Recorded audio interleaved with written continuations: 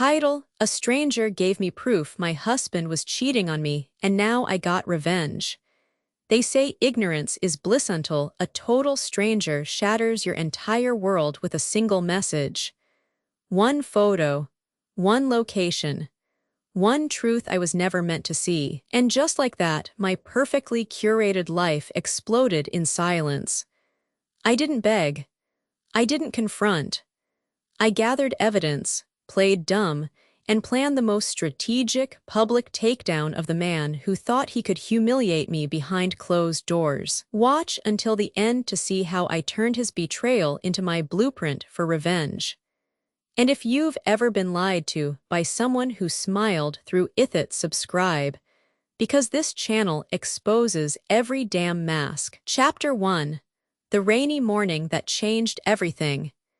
It's one of those mornings where the rain drizzles down in a relentless gray cloak, drenching the world in a muted hue that feels like a prelude to a storm. I navigate the school drop-off line, my sleek black SUV inching forward among the other luxury vehicles, each one a polished symbol of the lives we've curated within this affluent London suburb. I glance in the rearview mirror at the two precious faces in the back seat. My children, Olivia and Henry, oblivious to the chaos brewing just beneath the surface of our picture-perfect family. Olivia, with her curls bouncing as she recites the lines from her upcoming school play, and Henry, engrossed in his tablet, blissfully unaware of the turmoil that could be lurking beyond our pristine facade. "Mommy, can we stop for hot chocolate after school?" Olivia's voice is bright, ringing through the lingering scent of my vanilla latte.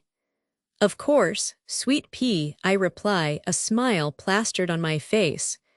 Just like we always do. It's the little rituals that stitch our lives together, isn't it? As I pull up to the front of the school, I wave at the other parents, exchanging pleasantries that feel as rehearsed as the lines Olivia will deliver on stage. There's Rebecca Stone, the queen bee of our mum circle, clad in a trench coat that screams designer. She is standing by her own vehicle, an imposing Range Rover, chatting animatedly with another mother, her laughter slicing through the rain like a beacon of light. "Good morning, Hannah," she calls out, her voice dripping with that saccharine sweetness that always makes me wonder what she really thinks. "Morning," I reply, forcing a smile as I step out of the car to help the kids. As I usher them out, a figure emerges from the rain. A stranger, just a woman, perhaps in her 30s, with dark hair plastered to her forehead, and an expression that oscillates between urgency and concern. She approaches me, her eyes darting nervously as though she just escaped a scene from a thriller novel. "Excuse me," she says, her voice low and shaky, "but I think you need to see this." Before I can process her words, she slips an envelope into my palm. I instinctively glance at the kids. They are oblivious, too busy waving goodbye to me and chattering about their day. "Wait, what is this?" I ask, my voice steady, though my heartbeat begins to race like a runaway train. "Just please read it." "You'll understand," she insists, her gaze flickering to the school entrance as if she fears being seen. And then she is gone, melting into the crowd of parents and children, leaving me standing there, clutching the envelope as if it were a ticking time bomb. The rain continues to fall, each drop a reminder of my perfectly curated life, now threatened by an unknown chaos. I glance around, ensuring no one is watching as I tear open the envelope. Inside, my heart plummets, screenshots, photos, even timestamps, evidence that Simon has been living a double life. My head spins, the words blurring together as I sift through the digital images of my husband, his smile wide and charming, oblivious to the devastation he is about to wreak on my world. My fingers tremble slightly as I examine the details, each revelation driving a dagger deeper into my gut. I don't cry. I don't scream. Instead, a calm resolve envelops me. The knowledge of his betrayal ignites a fire in my chest, pushing me from shock into a state of laser-focused determination. In the distance, I can hear Rebecca's laughter again, sharp and mocking. I imagine her whispering about me in the cafe, where the mum circle gathers to gossip, where alliances shift like the autumn leaves. Some women cry in bathrooms. I make calls to lawyers. I mutter to myself, a darkly empowering mantra that settles in my gut. I am not a victim. I am not going to fall apart. I will dig deeper. I will gather evidence, and I will bend every piece of this situation to my will. I will orchestrate a plan that Simon won't see coming. Mommy, Olivia's voice breaks through my thoughts. I turn to see her bouncing on her feet, her backpack slipping off one shoulder. Can we go now? Of course, darling. I manage a smile, tucking the envelope into my coat pocket with a sense of finality. As I watch my children walk into the school, I realize that I am standing at the precipice of something monumental. This isn't heartbreak. This is leverage. And leverage, in this elite world where reputation is currency, is everything. Chapter 2, Digging for Truth. A Wife's Relentless Pursuit. The door clicks shut behind me, sealing in the stark silence of my sleek, modern home, a fortress of glass and steel that now feels like a gilded cage. I stand in the hallway, the evidence still clutched in my hand, and the world outside seems to fade into a distant murmur. The rain continues its relentless patter against the windows, a soft percussion that mirrors the thudding in my chest. With each shaky breath, I sift through the screenshots, the photographs, my husband's disarming smile, juxtaposed against the betrayal I can no longer ignore. How could I have been so blind? The dinners that lingered too long, the late-night work emails, the sudden shifts in his routine, they all rush back like a floodgate bursting open. I move to the kitchen, the heart of our home, where I can almost hear the echoes of laughter that once filled this space. I place the envelope on the marble countertop, the glossy surface reflecting the harsh light of the overhead fixtures. It feels surreal, like a scene from a dark comedy where the punchline is a devastating truth. Focus, Hannah, I whisper to myself, shaking off the fog of disbelief. This isn't about heartbreak. This is about leverage. I pull out my phone, the sleek device a tool for both connection and destruction. I scroll through my contacts, pausing at Laura Bennett's name. She is my best friend, my confidante, and right now, I need someone who understands the stakes. I tap her number, the call ringing in my ear. Hey you, she answers, her voice light and full of warmth, a stark contrast to the icy tendrils of anger coiling in my gut. Everything okay? Laura, I need to meet you. Now, is it about Simon? There's a steeliness in her tone that makes me feel seen. Yes, but I will explain when I see you. On my way, she replies, and the line goes dead. I take a moment to collect myself, staring out the floor-to-ceiling windows at the rain-soaked street. The affluent neighborhood is a study in contrasts. Sleek cars glistening under the drizzle, manicured lawns that seem untouched by the chaos of human emotion. I can almost hear Rebecca Stone's laughter echoing in my head, a reminder of the precarious world I inhabit, a world where reputation is currency, and betrayal lurks beneath the surface of every perfect smile. I glance back at the evidence, feeling the weight of it in my hands. Each image is a dagger, but they are also my armor. I am not just a wife scorned, I am a woman on a mission.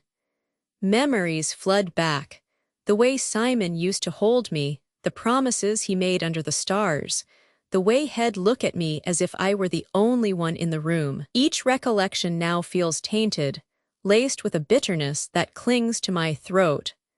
How had I not seen the signs? Then I remember the night he worked late for the third time that week, the time I had seen him looking too closely at his phone, his expression a mix of guilt and fear. I had brushed it off, attributing it to stress. He is just busy, I told myself, the lie soothing my unease. But now, those moments play like a twisted reel of film in my mind, each frame snapping into focus. I pull up my notes app, my fingers flying across the screen as I begin to outline everything I know, every detail that could serve as a piece of my strategy. Last seen at the office at 8 p.m. on Tuesday. Text from an unknown number at 9 p.m. I type, the words crystallizing my resolve. Dinner at La Belle Poke on Friday night booked under Simon's name. The phone buzzes on the counter, jolting me from my thoughts. Laura's name flashes across the screen. I swipe to answer, my heart racing. "Where are you?" she asks, her voice laced with concern. "I am at home. Just come in." I hang up and pace the kitchen, the smooth floor beneath my feet a stark contrast to the turmoil in my mind. The silence stretches, punctuated only by the rain's soft patter against the glass. Finally, the door opens, and Laura strides in, her presence a buoy in my stormy sea. "What's going on?" she demands, her eyes scanning my face. "You look like you've seen a ghost." "Worse," I reply, gesturing to the envelope on the counter. "Sit, you need to see this." As she approaches, curiosity etched on her features, I watch her face shift from concern to disbelief as she flips through the evidence. "Holy shit, Hannah," she breathes, her voice barely above a whisper. "What are you going to do?" I take a steadying breath, my resolve solidifying with each passing second. I am not going to confront him. I am going to dismantle his world piece by piece. Laura's eyes widen, a mixture of admiration and caution sparking within them. "You're serious, more than serious." "I am going to expose him, but not just for the sake of revenge. This is about reclaiming my narrative." "Your narrative," she echoes, her brow furrowing. "Yes, I won't let him dictate the story anymore. I am taking control." As I lay out my plan, the pieces fall into place like a meticulously crafted puzzle. I can almost hear the gears shifting in my favor. The calf hums with the familiar buzz of the mum circle, a symphony of laughter and gossip that dances through the air like a delicate perfume. As I step inside, the aroma of freshly brewed coffee envelops me, rich and inviting. But today it feels like a mask for the chaos swirling beneath the surface of my life. I scan the room, spotting Laura at a corner table, her auburn hair catching the light, a beacon of familiarity amid the polished chaos of this high-stakes social arena. "Hey," she calls, her voice warm, though it lacks the usual buoyancy. I can see the concern etched across her face as I approach. "Thanks for coming," I say, sliding into the chair opposite her. My heart races, the evidence still heavy in my coat pocket like a stone I can't quite discard. "What's going on?" she asks, leaning in, her eyes narrowing. "You look like you've seen a ghost." I can't help but let out a small, humorless laugh. "Worse, I have seen a traitor wearing a wedding ring."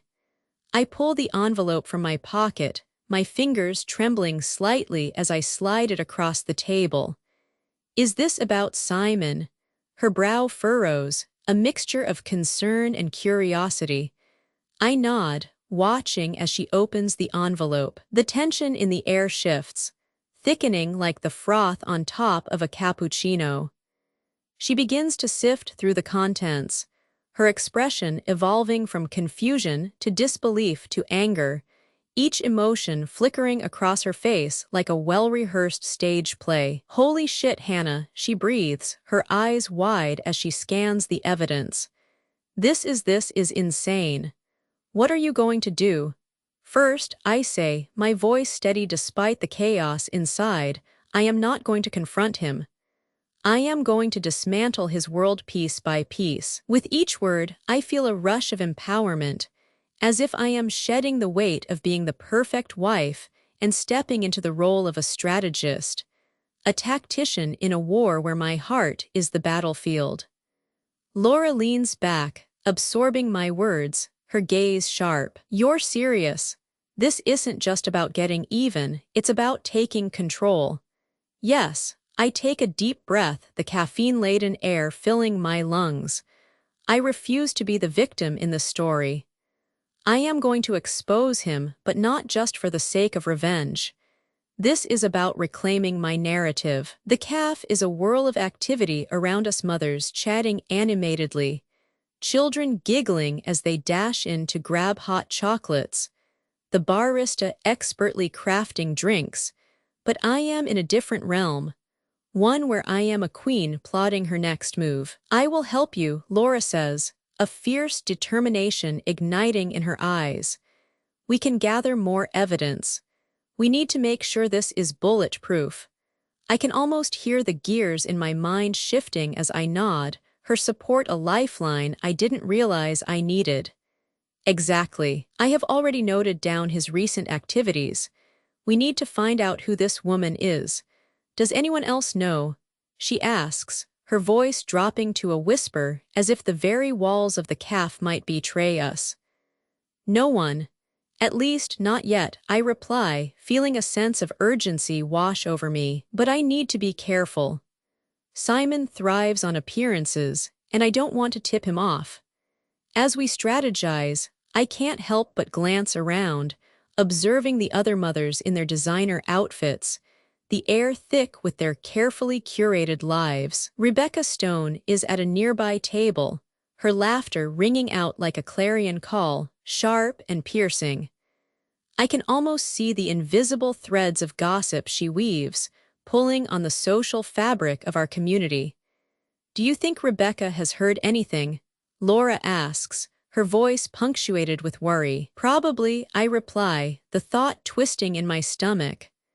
But this is my story to tell, and I won't let her or anyone else dictate how it unfolds. The barista approaches, placing 2 steaming cups in front of us, the aroma mingling with the tension in the air. I take a sip, the warmth seeping into me as I steady my resolve. We need to meet on neutral ground, I say, my mind racing. Somewhere we can plan without interruption. The gala is coming up, and I want to make sure everything is in place before then. The gala, Laura echoes, her eyes lighting up with a mix of excitement and apprehension. That's the perfect opportunity. You'll have everyone watching. Yes, and it's the perfect stage for my revelation, I murmur, my heart pounding with the thrill of it. I will expose Simon in front of everyone, make sure he knows the extent of my knowledge. Laura leans closer, her voice dropping to a conspiratorial whisper. We'll need to gather more evidence, reach out to those who might know what he has been up to. Maybe we can find someone who's seen him with her. Exactly, I say, a plan forming in my mind. We'll infiltrate the mum circle and see what we can dig up. Information is power. As we sit in the buzzing calf, plotting our moves like chess pieces on a board, I feel a sense of camaraderie with Laura that solidifies our bond. A silent pact forged in the fires of betrayal. I won't let him get away with this, I say, my voice firm. The morning light spills into our sleek, modern bedroom, casting sharp angles against the minimalist decor. A soft, muted palette of whites and grays feels like a stark contrast to the swirling storm brewing inside me. The stranger's note lies on my bedside table, a small, damning artifact of betrayal that seems to pulse with its own malevolent energy.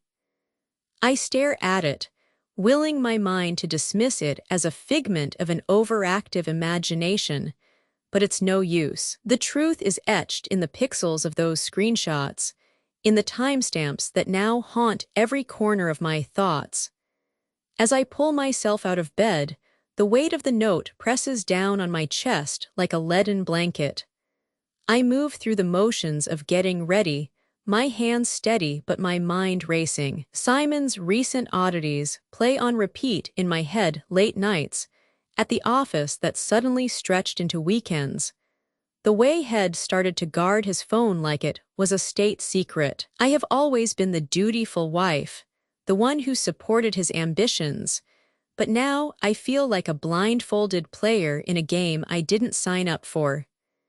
In the bathroom, I swipe on my favorite lipstick, a bold crimson that feels almost like armor. It's a small act of defiance, a reminder that I am still here, still in control even if the ground beneath me is crumbling. I catch a glimpse of myself in the mirror and wonder how I ever thought I could trust him. Some women cry in bathrooms, I murmur to my reflection, but I make calls to lawyers. A wry smile tugs at my lips, the kind of humor that feels good and bitter all at once. In the kitchen, I pour myself a flat white, the steam curling in the air like whispers of the secrets I am determined to unearth. The sleek, tech-enabled home hums around me, an ironic backdrop to the chaos swirling in my heart. I glance at the sleek digital clock on the wall time to get the kids ready for school. The school run is always a battlefield of image and reputation. I need to be sharp, I need to be composed. As I juggle the morning routine, the kids chat about their plans for the day, their innocence piercing through my facade. I want to shield them from the darkness creeping into our lives, but I know I can't ignore the reality any longer. I have to dig deeper to expose the truth that Simon has been so careful to disguise. "Mom, are you listening?" Clara's voice cuts through my thoughts. I nod, forcing a smile. "Of course, darling. What did you say?"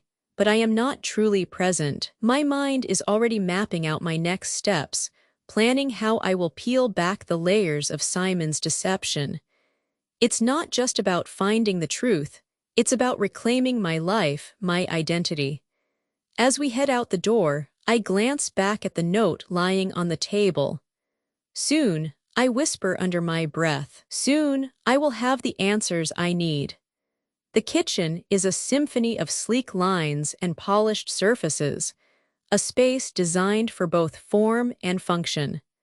The high-end appliances gleam under the recessed lighting, a testament to our carefully curated lifestyle. I take a deep breath, the rich aroma of coffee swirling around me like a comforting embrace, but it does little to soothe the churning inside. The tablet rests in front of me, its glass surface reflecting my resolve as I prepare to dive deeper into Simon's world. With a few swift taps, I access Simon's phone records and social media accounts. My fingers dance across the touchscreen, each swipe a reminder that I am in control. The calm demeanor I project belies the tempest brewing beneath the surface. I am not just a wife anymore. I am a detective in a high-stakes game, and the stakes are my sanity and dignity. I start with his calendar. The usual family dinners and school events clutter the screen, but it's the gaps, the late nights at the office, and unexplained absences that snag my attention. Dinner with clients. It reads for a Friday that I distinctly remember him promising to be home. A flicker of doubt ignites, and I note the time, 7 p.m. My heart races as I make mental connections, piecing together the narrative of his double life like a jigsaw puzzle. "Mom, can we go to the park after school?" Clara's voice cuts through my concentration, innocent and hopeful. "Of course, sweetheart," I reply, forcing a smile. "We'll pack a picnic. Can Leo bring his skateboard?" She adds, her eyes bright with excitement. "Only if he promises not to crash into anyone," I joke, but my mind is elsewhere, calculating the hours Simon has spent away from us. The tablet dings, a notification from Simon's social media. I click through, and there it is, photos from a recent weekend, a bright smile plastered across his face. But the location is what sends a pang of betrayal through me. A trendy cafe in Chelsea, where he should have been at Clara's recital. I can almost hear the whispers of the mum circle in my head. What will they say when they find out? Mom. Leo's voice rises above the din of my thoughts as he bursts into the kitchen, skateboard in hand. Did you see my new trick? I can go off the ramp now. I glance at him, at his unfiltered joy, and I feel the weight of my mission sharpen. That's amazing, Leo. You're a natural.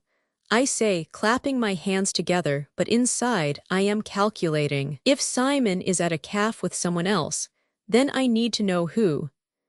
As Clara and Leo chat animatedly about their plans, I toggle back to the tablet, my heart racing as I click through Simon's messages. The screen illuminates with exchanges that spark my curiosity, flirty banter, emojis that scream intimacy.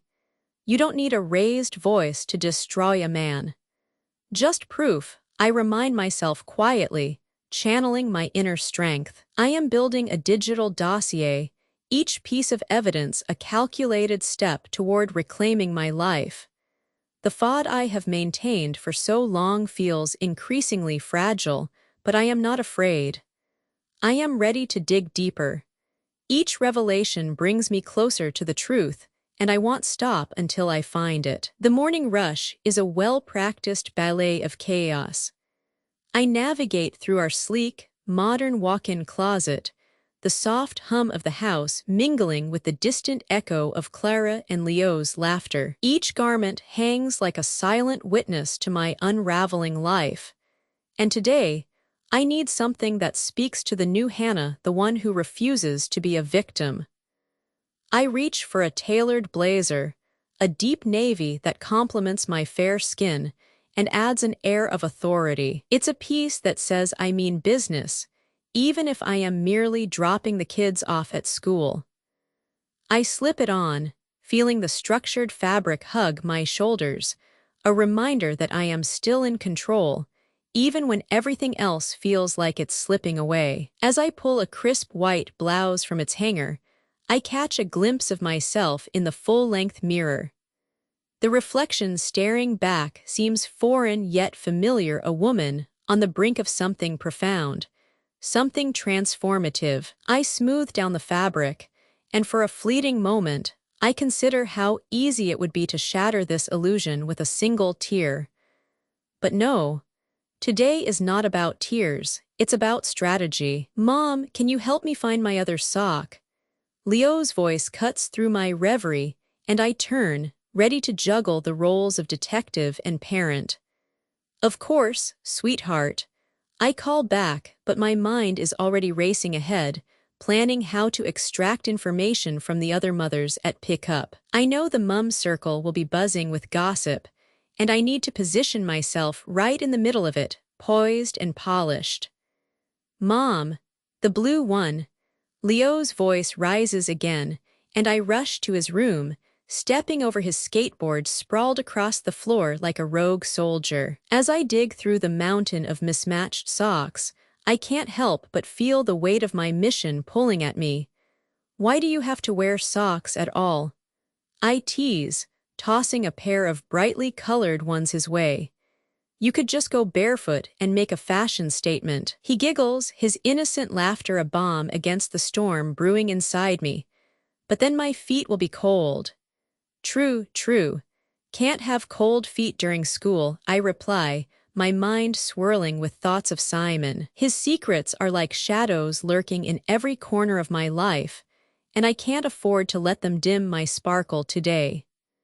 With Leo's sock successfully retrieved, I return to my closet, slipping into a pair of tailored trousers that elongate my legs, giving me a sense of power. I finish the look with a pair of statement earrings, gold hoops that catch the light, a small but necessary detail to remind me of my worth. I catch Clara's eyes in the hallway, and she beams up at me, unaware of the tempest brewing beneath my composed exterior. Mom, you look pretty, she declares, her innocence washing over me like a wave. Thank you, darling, I reply, though my heartbeat quickens. I can't afford to appear vulnerable, not now. Ready for school, Can we stop by the cafe after? Clara asks, her eyes wide with hope. I want a muffin. Sure, we can make it a treat. As we gather our things, I mentally prepare myself for the school drop-off. The school grounds are a kaleidoscope of chaos, the morning sun spilling over the manicured lawns and gleaming facades of the affluent suburb. Parents cluster in tight-knit groups, exchanging pleasantries that mask the simmering rivalries beneath. I navigate through this social battlefield with a practiced smile, my heart steady and my mind sharp. Good morning, Hannah, Rebecca Stone calls out, her voice slicing through the chatter as she approaches.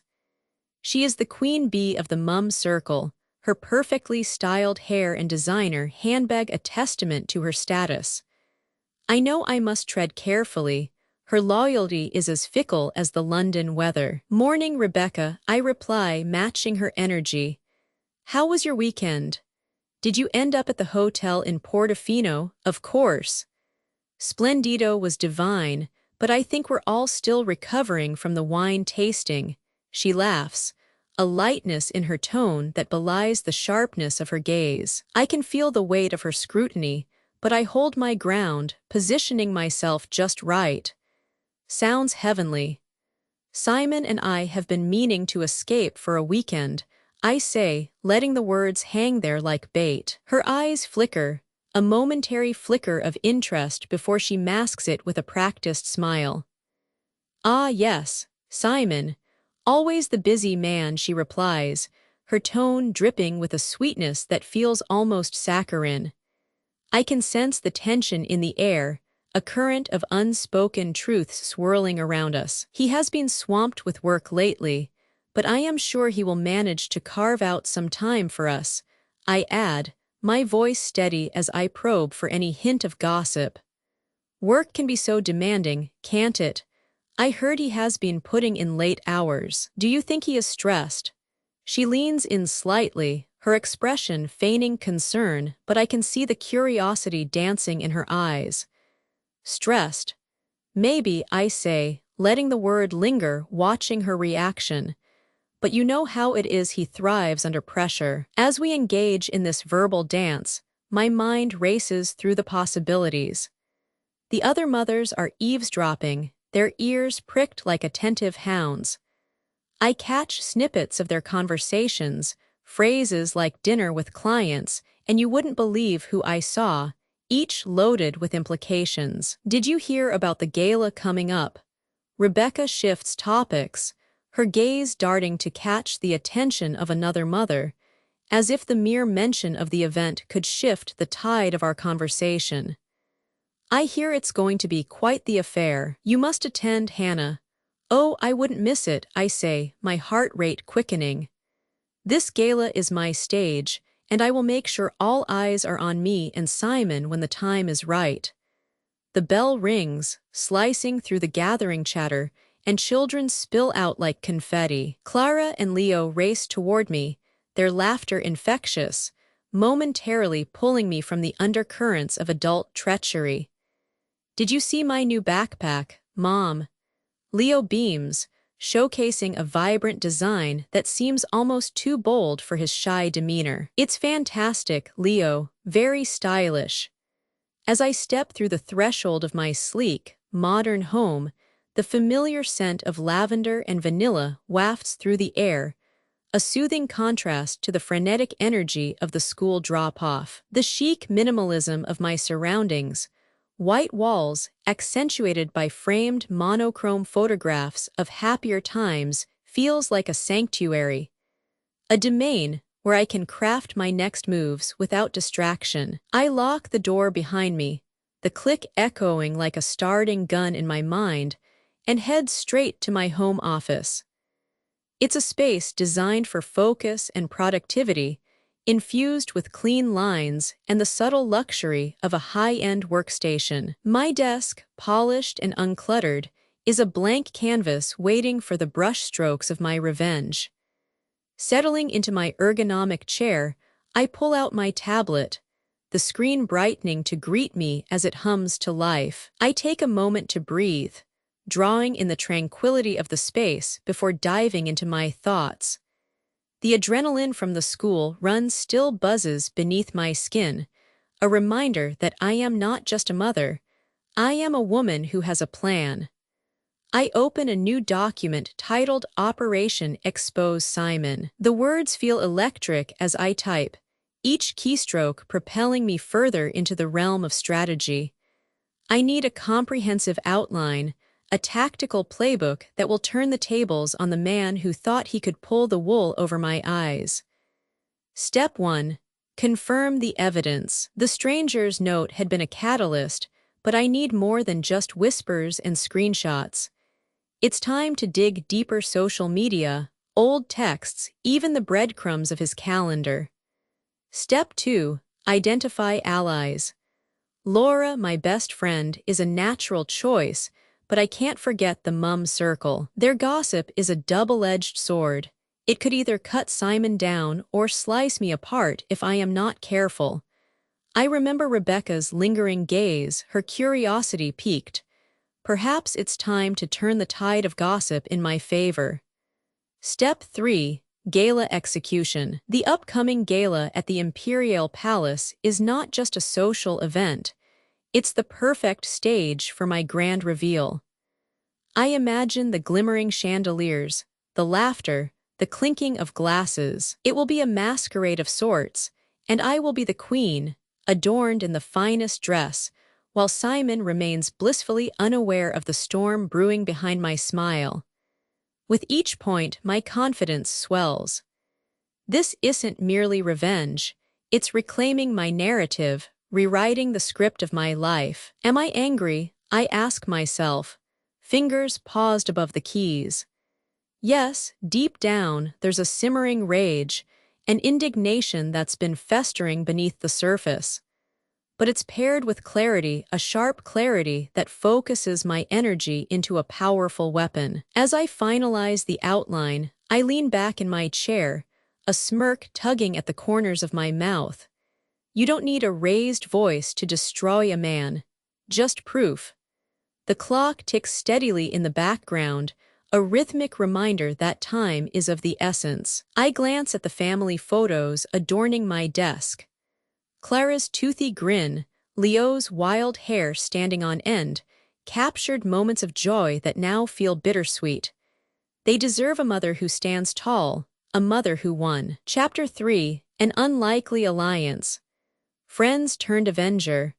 The moment I step into the chic cafe, the scent of freshly brewed coffee mingles with the sweet undertone of pastries, wrapping around me like a silk scarf. It's a place where reputation is as important as the espresso itself.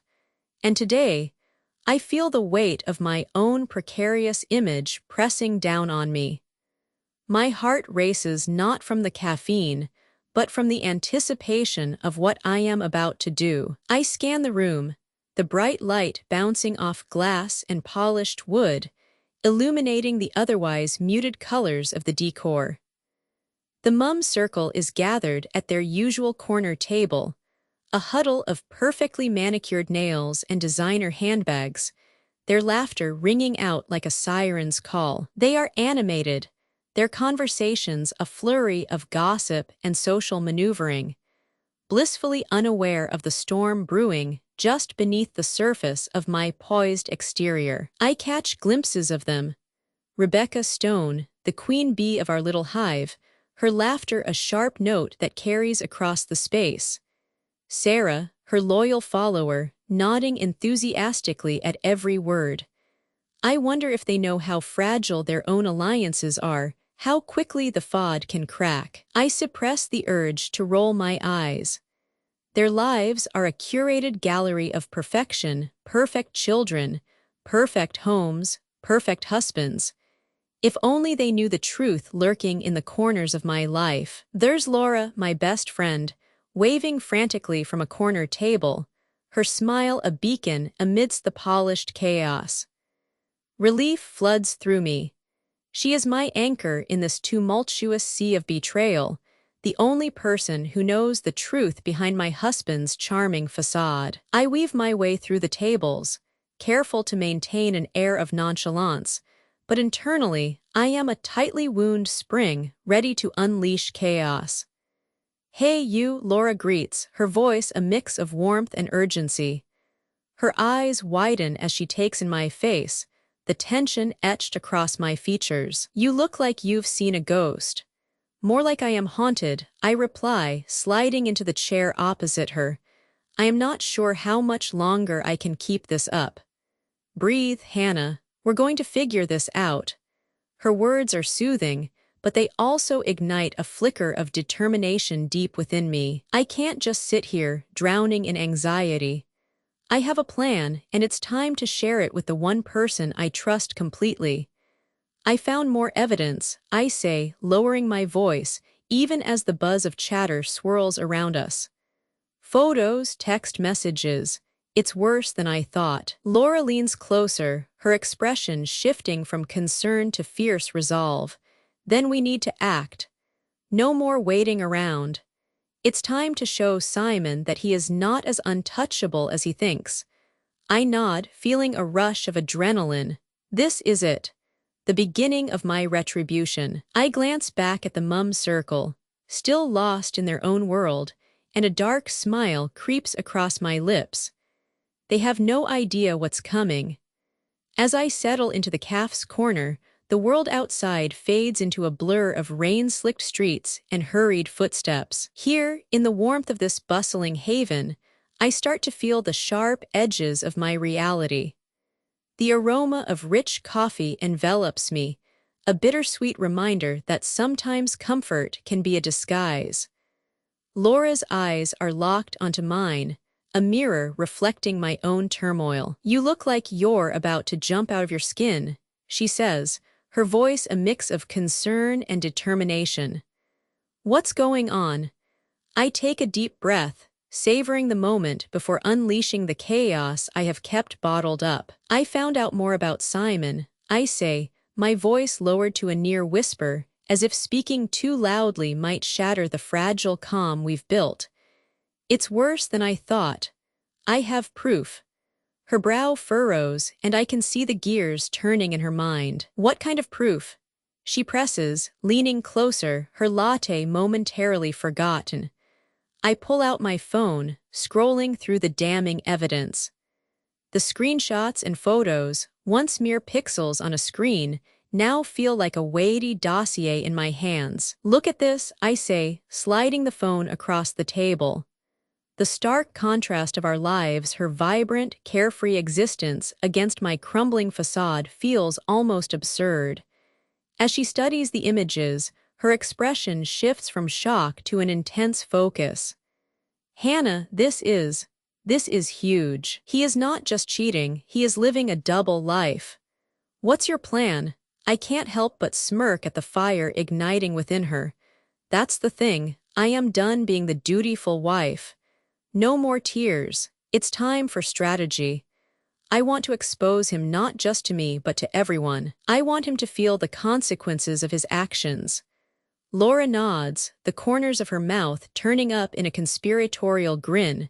"You're right. He needs to see that you're not someone to mess with." "But how? You can't just drop this bomb out of nowhere."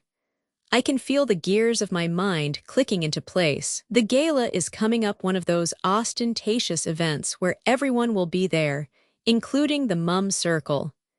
It's the perfect stage for a reveal. "Are you suggesting we orchestrate a dramatic unveiling?" Laura asks, her eyes sparkling with mischief. "Yes, exactly. We can gather more intel, get the right people on our side. I want Rebecca Stone to hear it first. She thrives on gossip, and if I can make this juicy enough, it'll spread like wildfire." Laura leans back, arms crossed, the hint of a smile playing on her lips. I love it. "We'll need a plan, though one that's bulletproof." As we dive deeper into strategizing, I can feel the tension in my chest begin to ease. It's exhilarating. This isn't just about revenge. It's about reclaiming my power, my narrative. I glance once more at the mum circle, oblivious in their bubble of privilege, and a dark thrill courses through me. They think they know me. They have no idea what's coming. The calf buzzes with energy, a symphony of clinking cups and hushed conversations, but all I can focus on is the electric charge coursing through me. Laura and I huddle over our corner table, the air thick with our shared determination. The world outside may be draped in gray London rain, but inside, the atmosphere is charged with possibility. Okay, let's think this through, Laura says, her voice low and conspiratorial, as if the very walls might betray our secrets. We need to gather intel and fast. Simon's world is bigger than we realized, and we can't afford any slip-ups. I nod, feeling the familiar rush of adrenaline. What do you have in mind? Any contacts that could help? Laura leans in closer, her eyes sparkling with mischief. You know Rebecca Stone. She is a fountain of gossip. If you can win her over, she will be our unwitting spy. I finish, the gears in my mind turning.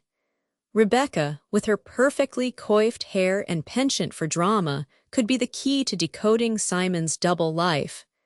But charming her, that's another challenge altogether. She is not exactly known for her loyalty, though. How can we persuade her?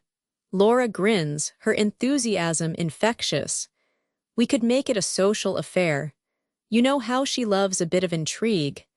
Maybe invite her for a friendly coffee and casually drop hints about Simon's recent escapades. If we can plant the seed, she will do the rest.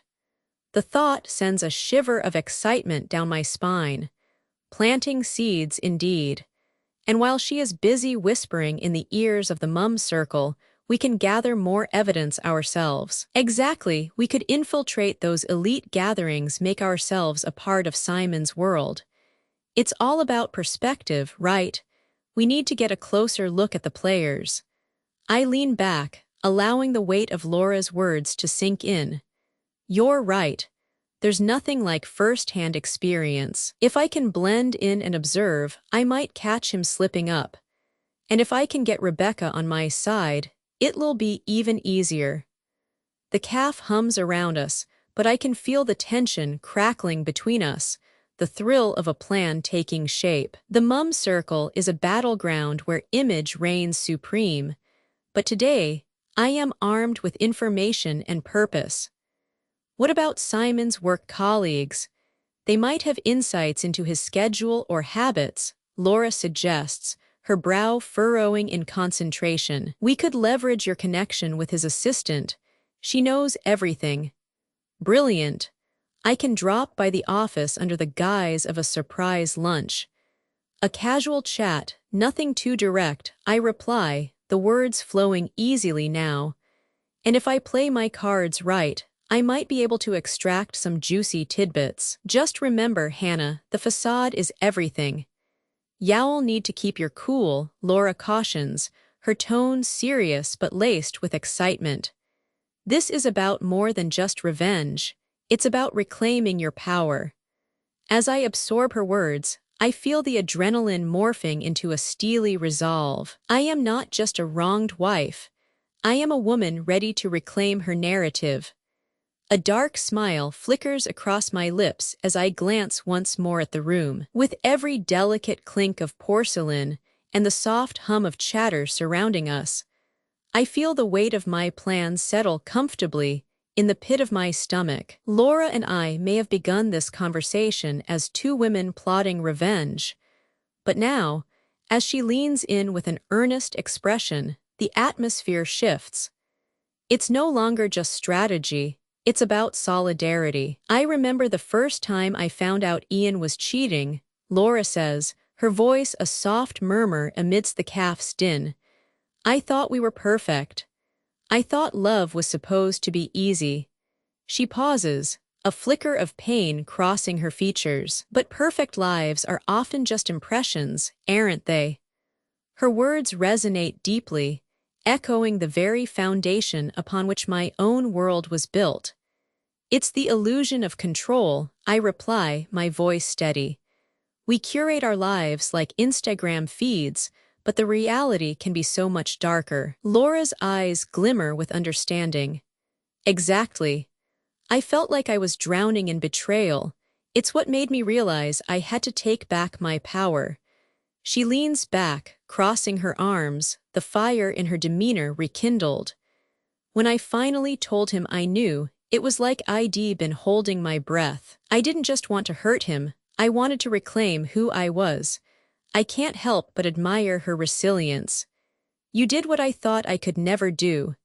I am still figuring out how to even confront Simon without losing my cool.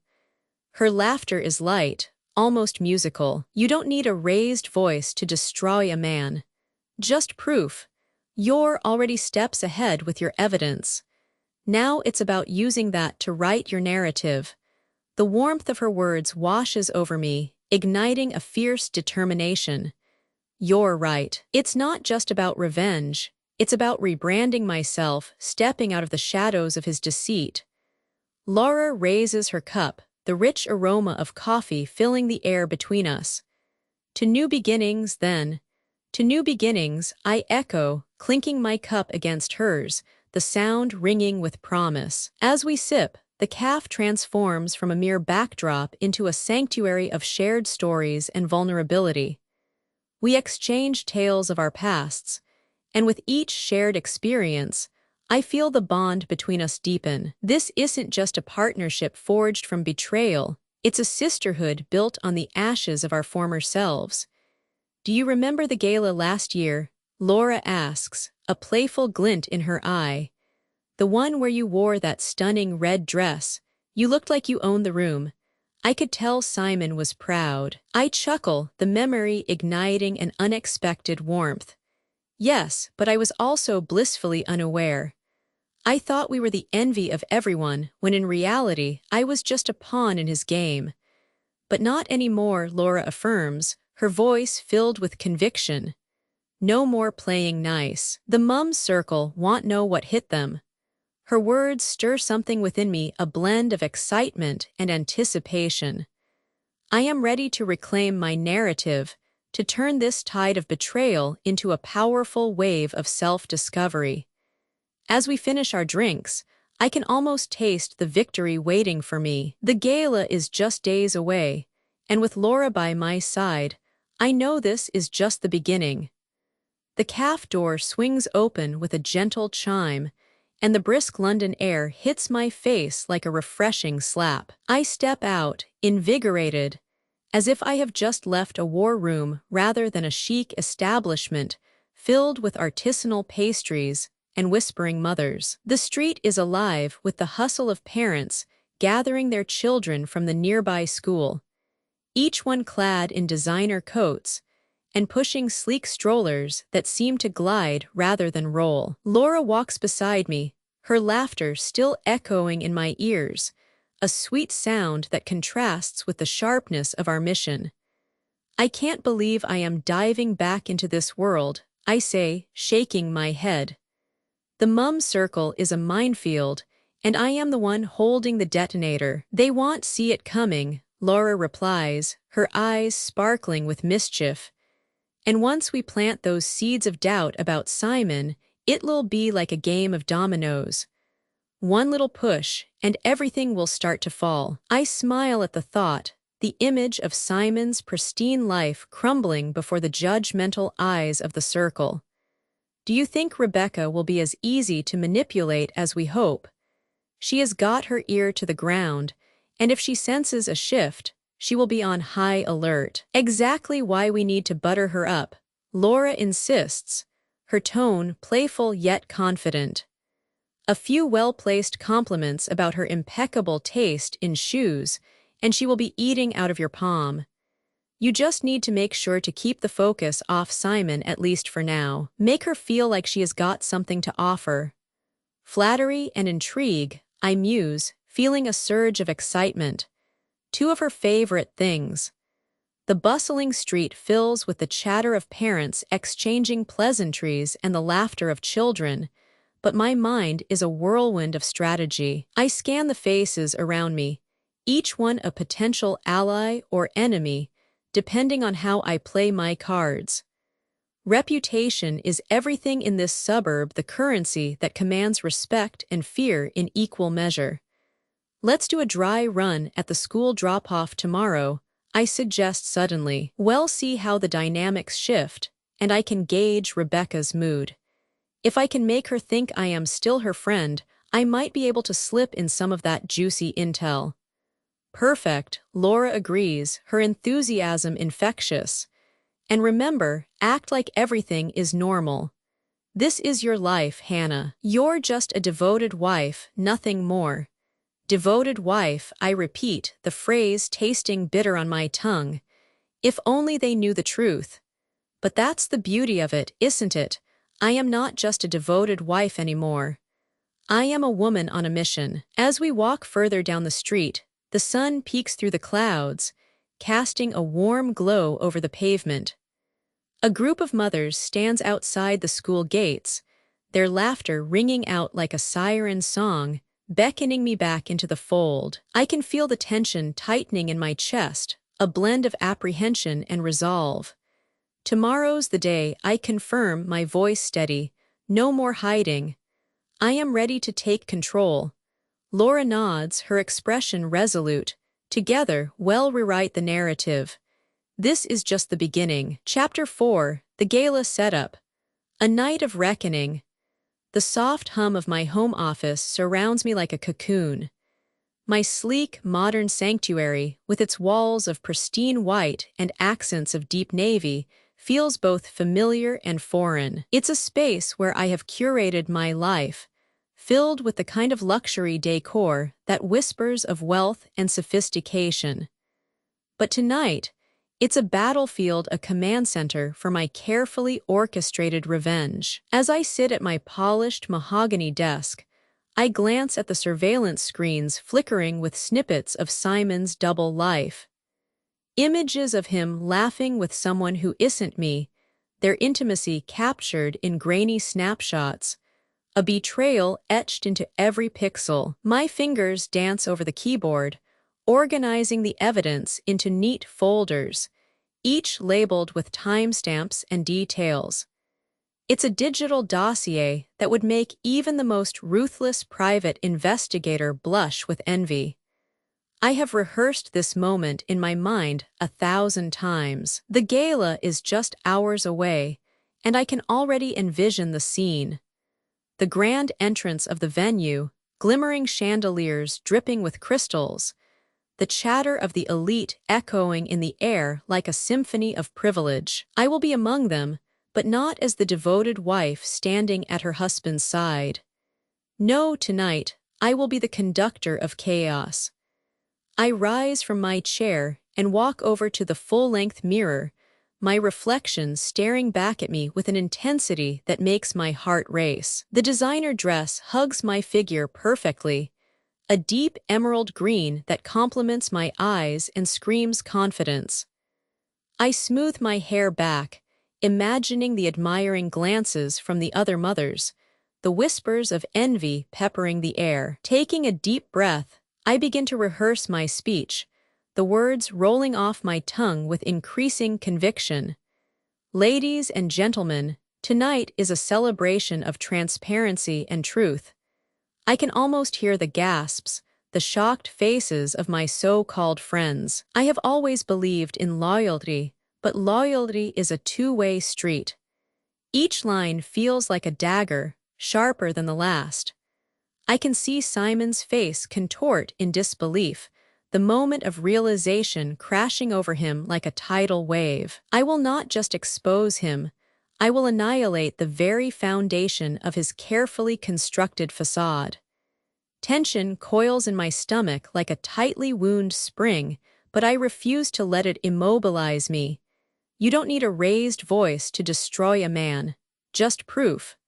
I practice the inflection, the timing. I want the words to land like a perfectly executed punchline, the kind that leaves an audience breathless. As I glance around my office, the walls adorned with accolades and framed memories of our family's fabricated bliss, I feel the irony wash over me. This place, once a sanctuary, now feels like a trap, filled with remnants of a life built on deceit.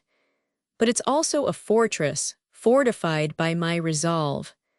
I have gathered my weapons, and I am ready for battle. Suddenly, the soft ping of a notification interrupts my thoughts. It's Laura, my confidante and ally, reminding me of our earlier discussions about the gala. Don't forget to breathe. You've got this. Can't wait to see your masterpiece unfold. A smile tugs at my lips. Laura has become my sounding board, the only one who truly understands the stakes of this night. I type a quick response. I am ready to make history. Just wait for the fireworks. The clock ticks, each second a reminder that the gala, the night of reckoning, is inching closer. I visualize the sequence of events, the arrival, the mingling, the moment when I will take center stage. My heart pounds in anticipation, ready to unleash the truth that will shatter Simon's world. I take one last look in the mirror, adjusting the delicate earrings that dangle like chandeliers, a perfect reflection of the evening ahead. The adrenaline surges, a cocktail of excitement and vengeance coursing through my veins. Tonight, I won't just reclaim my narrative, I will rewrite it. As I turn to gather my things, I can almost hear the applause ringing in my ears, the sound of my liberation echoing through the lavish halls. The stage is set, and I am ready to perform. The gala venue sprawls before me like an opulent oasis, its grandeur almost overwhelming. Crystal chandeliers dangle from the high ceilings, casting a warm, golden glow over the sea of tailored suits and flowing gowns. The air is thick with the fragrance of expensive perfumes, mingling with the scent of gourmet hors d'oeuvres. It's a feast for the senses, but I am not here to indulge. I am here to orchestrate a reckoning. As I glide through the crowd, I catch snippets of laughter and conversation, the chatter of the elite weaving a tapestry of camaraderie and competition. The walls are adorned with lavish floral arrangements, vibrant blooms standing as symbols of status and refinement. I can almost taste the envy that must simmer just beneath the surface, especially as I see the envy-laden glances directed my way. Is that her? The perfect wife? I can practically hear the whispers. But the truth is far more sinister. The perfect wife is armed with a plan that would make Machiavelli proud. I spot Rebecca Stone, the queen bee of the mum circle, across the room. Her sleek, platinum blonde bob catches the light just right, and her designer dress clings to her like a second skin, exuding confidence and authority. There's a flicker of recognition in her eyes as she approaches, and I brace myself for the delicate dance that's about to unfold. "Hannah, you look stunning," she gushes, her smile wide but her eyes calculating. "How's Simon? I haven't seen him tonight." I feign a casual shrug, letting the corners of my mouth lift just enough to seem genuine. "Oh, you know Simon, always charming the crowd." My tone is light, but my mind races. This is the game we play, each word a potential weapon. Rebecca's gaze narrows slightly, her interest peaked like a cat eyeing a canary. I heard some whispers, nothing serious, just the usual gossip. "You know how it is in our circle, right?" Her voice drips with the sweetness of honey yet carries the sharpness of a blade. Inside, I am relishing this exchange. She is probing, trying to fish for information, but I am not about to give her any bait. "Oh, you know Simon. He is always the life of the party." I am just happy he is still managing to keep up with everything. I arch an eyebrow, allowing a hint of playful sarcasm to lace my words. "Absolutely." "Such a busy man," Rebecca replies, her smile unwavering but her eyes flickering with suspicion. "I can't imagine how you keep everything together." I suppress a chuckle. She thinks she is playing me. "Oh, it's all about balance, Rebecca. A little bit of grace, a lot of strategy." I let the words linger, watching as they settle into the space between us, heavy with implication. The atmosphere around us is charged, like the calm before a storm. I can sense the anticipation in the air, a collective breath held by the crowd as they mingle and sip their champagne, unaware that the biggest surprise of the night is lurking just beneath the surface. Speaking of strategy, have you thought about the charity auction? I have heard some exciting items are up for grabs. Rebecca continues, her tone deceptively light. She is trying to steer the conversation away from Simon, but I am not done yet. Ah, yes, the auction. Just another way to keep up appearances, isn't it? I smile sweetly, watching as her expression falters for just a moment, though I am sure some of us are more invested in the outcomes than others. Her eyes narrow again, and I can almost see the wheels turning in her mind. She is calculating her next move, but I am 2 steps ahead. How about you? Any insider tips? I ask, tilting my head slightly as if genuinely curious, but I know I am merely tightening the noose.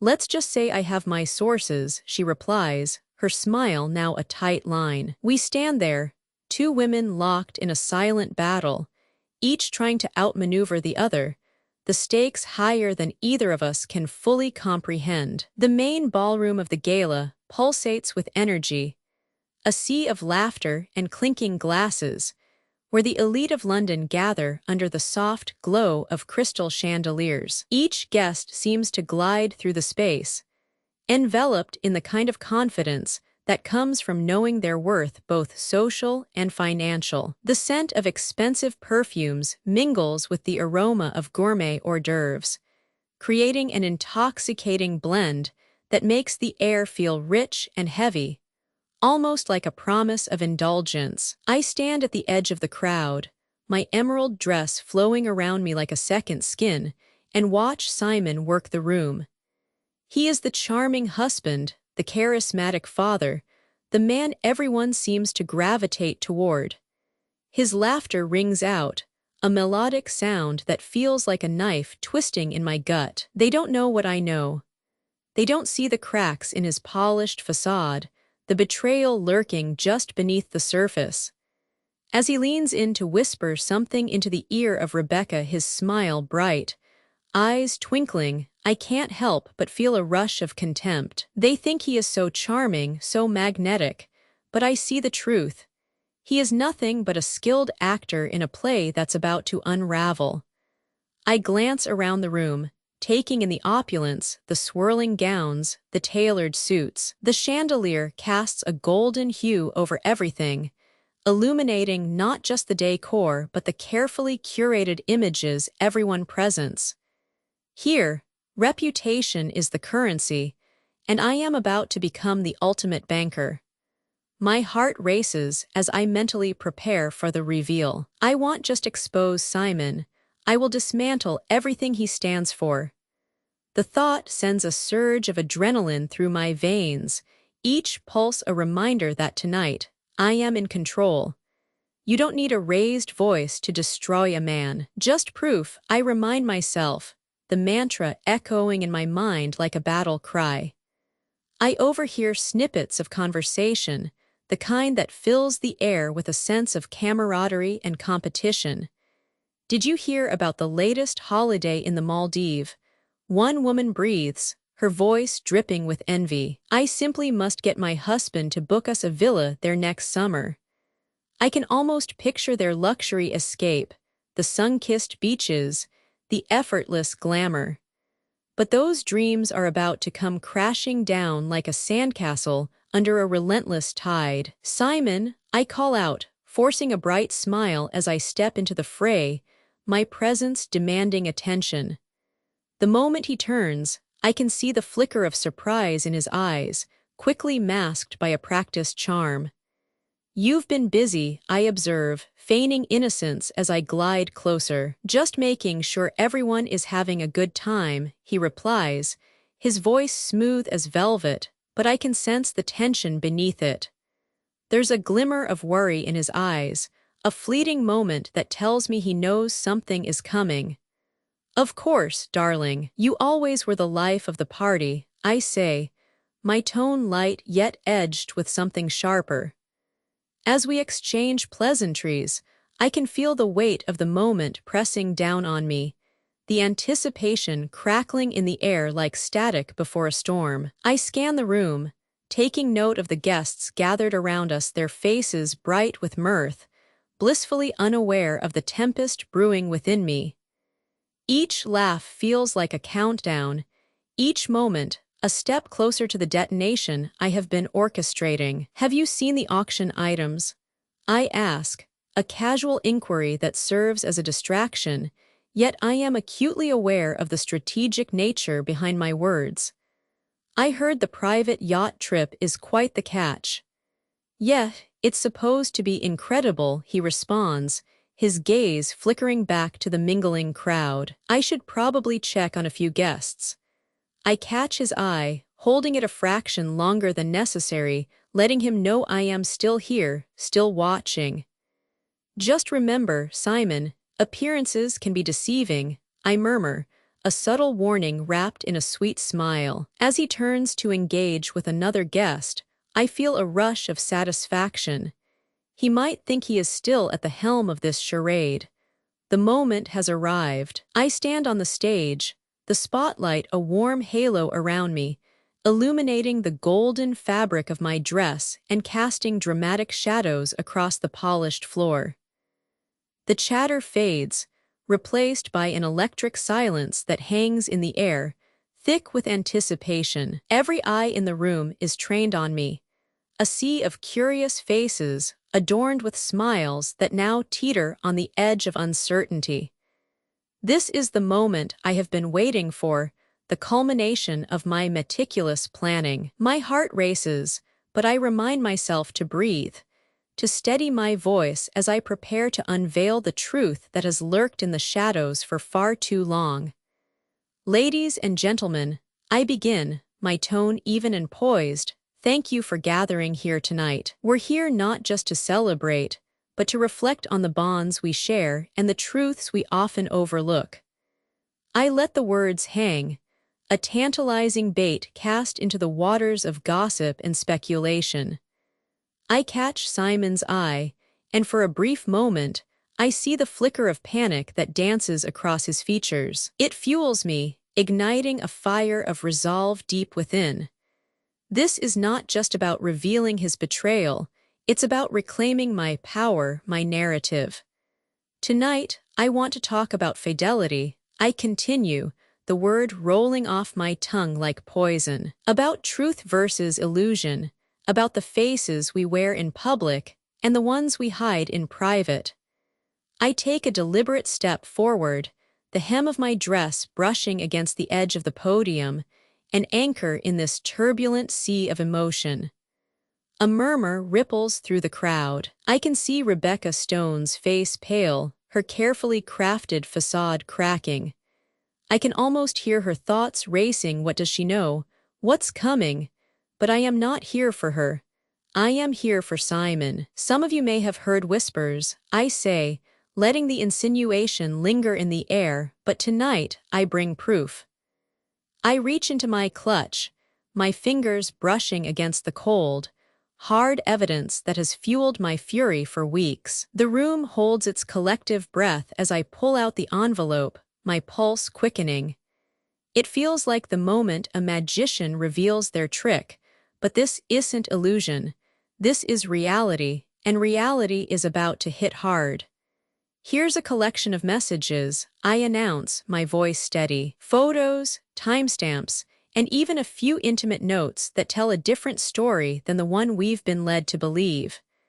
I hold the envelope high, letting the contents spill into view.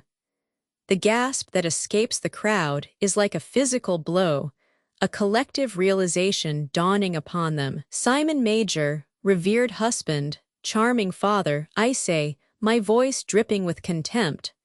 "How does it feel to be exposed? To have your perfect little life crumbling before you?" A few guests exchange shocked glances, their expressions morphing from disbelief to dawning comprehension. The murmur grows louder, ripples of gossip crashing against the walls of the gala. I catch a glimpse of Simon's face, the color draining as I continue. You've been living a double life, haven't you?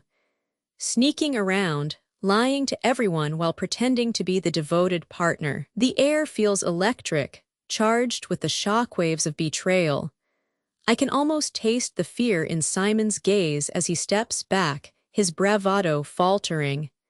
Hannah, wait, he begins, but I cut him off, the fury of months boiling over. No, Simon, you don't get to control this narrative anymore. You don't get to spin your lies and weave your web of deceit without facing the consequences. My voice is calm, but laced with an undercurrent of rage, the kind that only surfaces when one has been pushed too far. Rebecca's eyes dart between us, her expression a mix of horror and fascination. She is caught in the crossfire of this revelation, her social facade at risk as the truth splashes across the room like spilled wine on a white tablecloth. Tonight is not just about me, but about all of us, about how easily we can be deceived, how the lines between loyalty and betrayal can blur in the blink of an eye. The gala venue is a spectacle of opulence, every inch dripping with excess. Crystal chandeliers hang from the high ceilings like frozen waterfalls, casting a soft glow over the sea of tailored suits and shimmering gowns. I step across the threshold, heels clicking against the marble floor, a calculated rhythm that matches the pulse of my racing heart. The air is thick with the scent of expensive perfume and the hushed undertones of whispered secrets, my favorite kind of atmosphere. I scan the crowd, my eyes landing on Simon, who stands at the bar, the picture of charm as he laughs with his colleagues. He is effortlessly suave, and I can't help but feel a surge of contempt. They have no idea what's about to unfold. He is the king of this social castle, the man everyone admires, and yet beneath that polished exterior lies a facade I intend to shatter. Ready, Laura's voice cuts through my thoughts, her presence a comforting anchor amidst the chaos. She is dressed in a sleek black dress that hugs her figure perfectly, an ally in both appearance and purpose. The sparkle in her eyes is infectious, and I can't help but smile. More than ready, I reply, my voice steady. I just need to keep my composure until the moment is right. I weave through the crowd, offering polite nods to familiar faces, but beneath the surface, my mind is racing. I mentally replay the details of my plan, the evidence, the guests, the timing. Each step is a piece on my chessboard, and I am determined to win this game. Look at him, Laura whispers, tilting her head toward Simon. He has no clue, does he? No idea, I murmur, my lips curling into a smirk. The thrill of anticipation courses through me. It's intoxicating, like the first sip of champagne. He thinks he is the master of play, but tonight, I am rewriting the rules. As I approach the bar, I catch snippets of conversation around me, business deals and school gossip, the mundane chatter of a privileged life. But it's all background noise, a dull hum that fades into insignificance against the crescendo of my impending revelation. I spot Rebecca Stone across the room, her eyes darting between Simon and the guests she is trying to impress. Her reputation as the queen bee of our mum circle is well earned.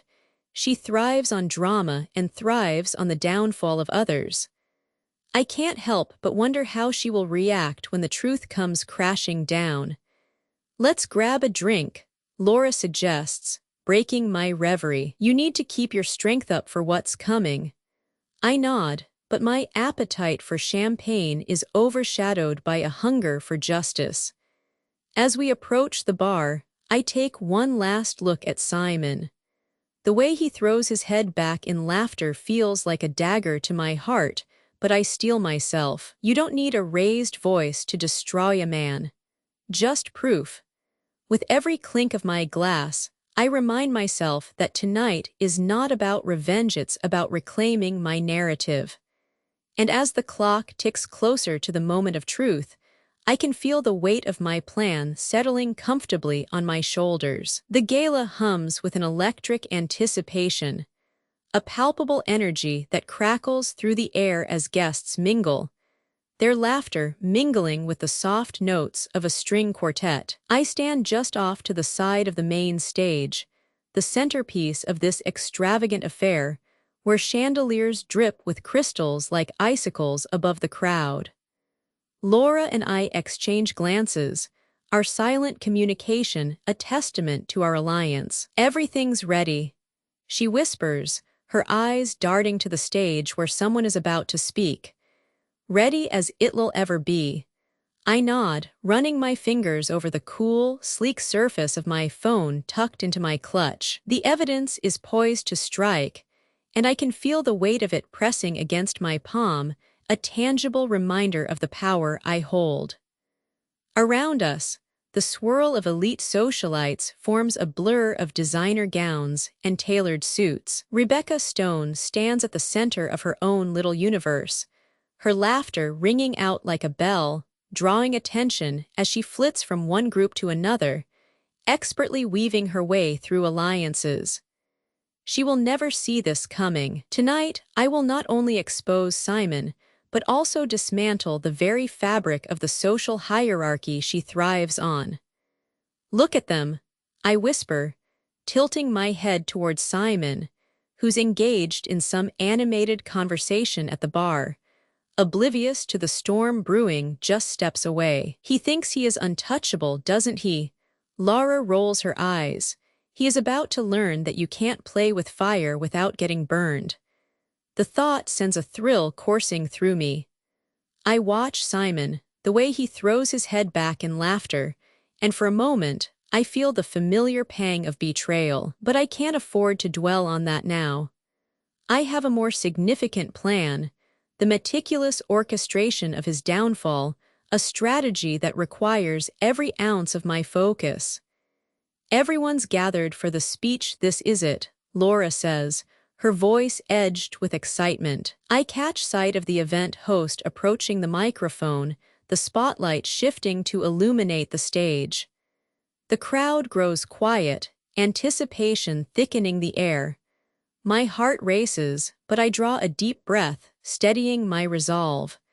"Remember, you're not just revealing his secrets. You're reclaiming your life," I remind myself, the words echoing like a mantra in my mind. With a subtle flick, I glance at the evidence one last time.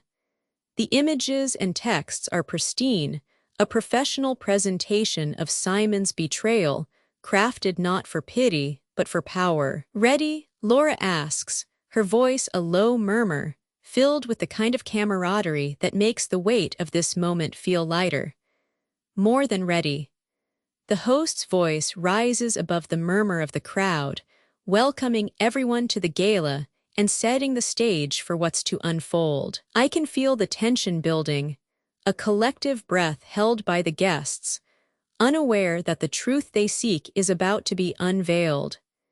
As the host wraps up the pleasantries, I position myself closer, heart pounding with the thrill of the impending revelation. Tonight isn't just about Simon's truth, it's about my rebirth. I can almost taste the liberation. "Let's do this," I whisper to Laura, our eyes locking in shared determination. The moment is upon us, and I am ready to break. Chapter 5: Detonation. The night Simon's world crumbles. The murmurs ripple through the crowd like a wave, anticipation hanging thick in the air as I step forward to the edge of the stage.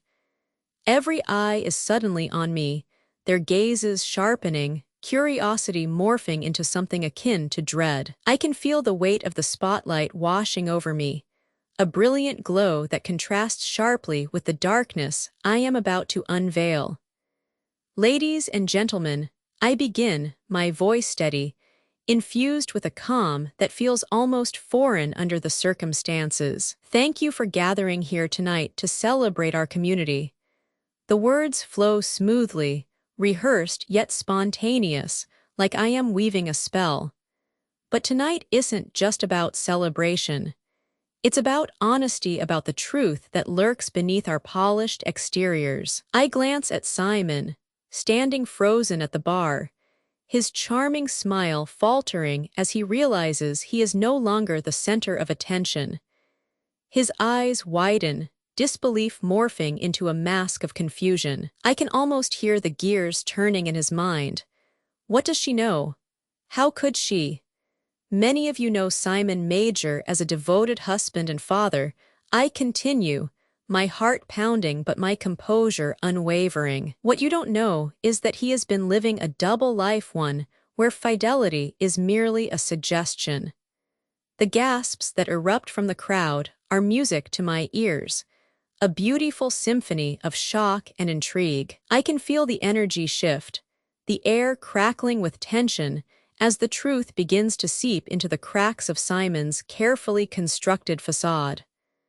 I pull out my phone, the screen illuminating with the damning evidence I have meticulously compiled. The images flash like a movie reel texts, photos, timestamps, each piece a dagger aimed straight at Simon's heart.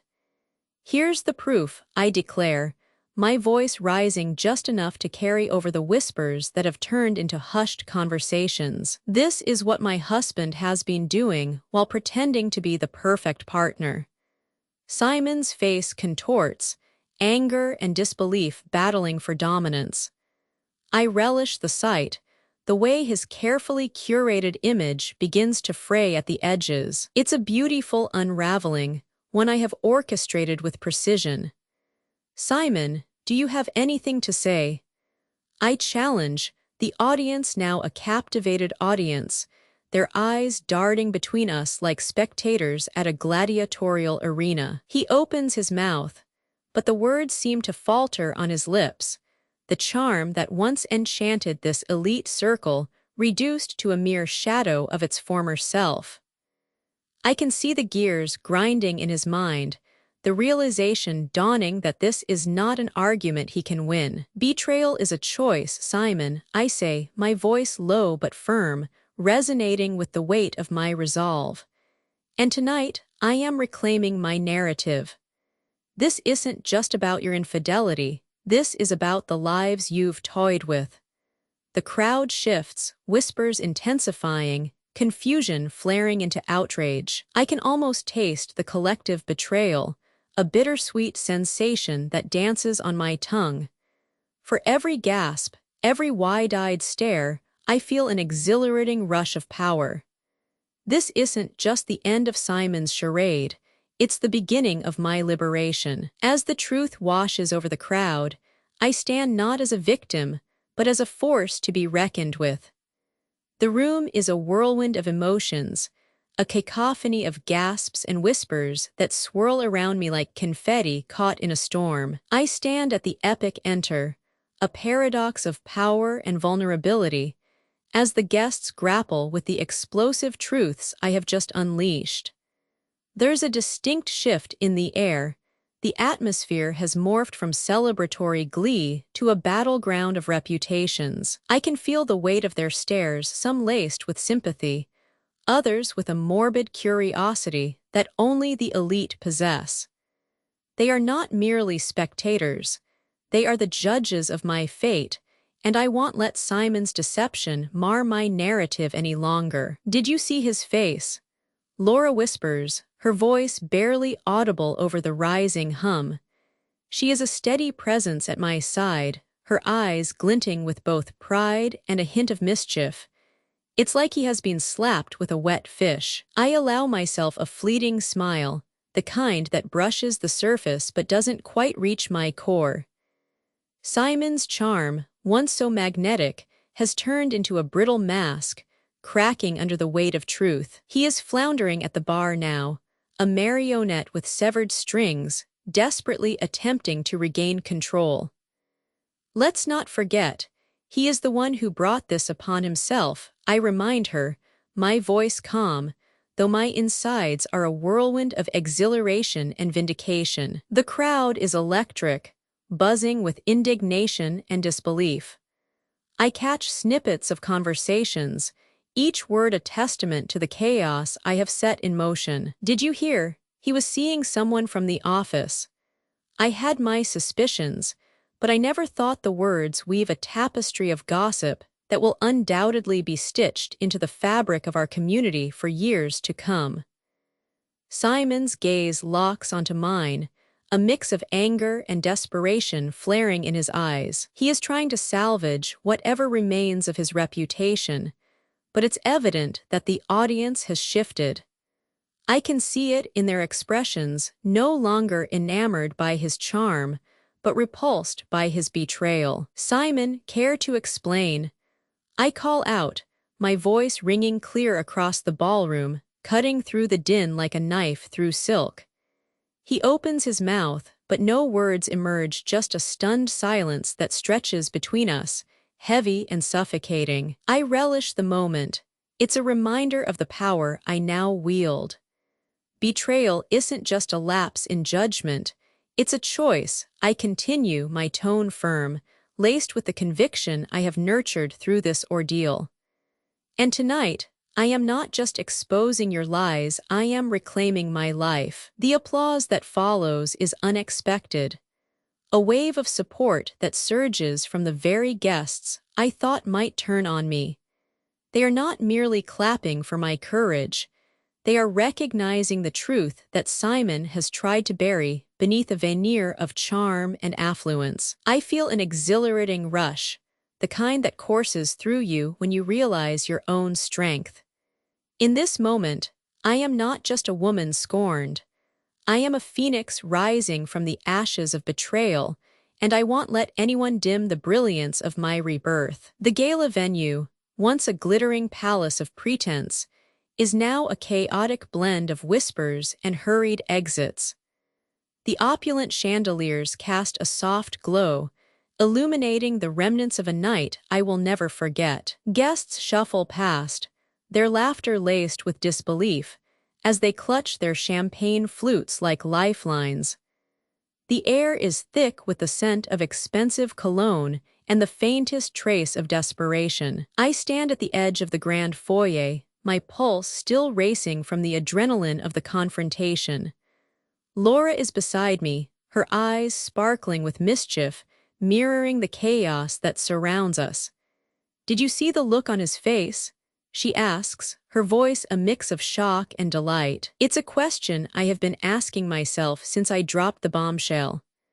Like a deer caught in headlights, I reply, a smile creeping onto my lips despite the whirlwind of emotions still swirling within me. It's liberating to feel this way, empowered, unshackled from the chains Simon had wrapped around me.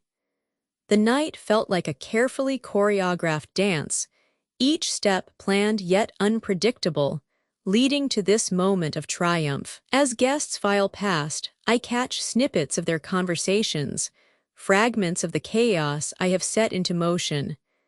"I always suspected something," one woman whispers to another, her voice dripping with the pleasure of indulging in scandal. "I never liked him, always thought he was too perfect." The realization sends a thrill down my spine. This isn't just about revenge, it's about reclaiming my narrative, rewriting the script of my life. Simon's betrayal, once a dark shadow looming over me, has transformed into the very fuel that ignites my transformation. I turn to Laura, who's watching me with an expression that blends admiration and something deeper. "You were incredible up there," she says, her tone sincere. "I didn't know you had it in you."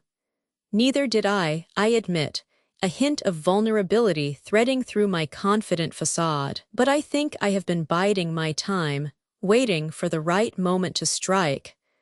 Her laughter is like music, lightening the weight of the evening.